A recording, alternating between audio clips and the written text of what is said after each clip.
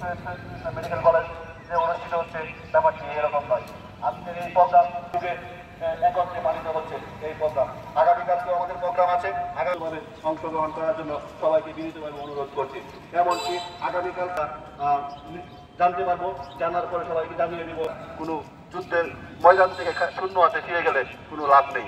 রাস্তায় যখন নেমেছি হয় মারফরের ভাষা শিখিয়েছে, আমাদেরকে নতুন বাংলাদেশ করার স্বপ্ন দেখিয়েছে। যে তরুণ আমরা সেই স্বপ্নকে সামনে নিয়ে, সেই আশাকে সামনে নিয়ে আমরা আমাদের এই কর্মসূচি এবং আমাদের দাবিগুলো আদায় করে আমরা করব। আজকের প্রোগ্রামের কর্মসূচি এখানে সভাপতি বক্তব্য দেওয়ার জন্য অনুরোধ করব। মানববন্ধন কর্মসূচি সফল করার জন্য আজকে সবাই টেকনোলজি প্রাইভেটে জব করে এরকম অনেক মেডিকেল টেকনোলজিস্ট আমাদের মাঝে উপস্থিত হয়েছেন। আমি দেখতে পাচ্ছি যে মেডিস্কেলের কর্ণধারা বলা হয় আমাদের মাঝে উপস্থিত হয়েছেন। রেডিওলজির, মেডিকেল টেকনোলজি আরো অন্যান্য সময় স্বল্পতার জন্য সবার নাম বলা সম্ভব হচ্ছে না। ধন্যবাদ সবাইকে। আজকে অত্যন্ত স্নেহের ছোট ভাই সংগ্রামী বিভিন্ন বিগত জন্য অনুরোধ করছি।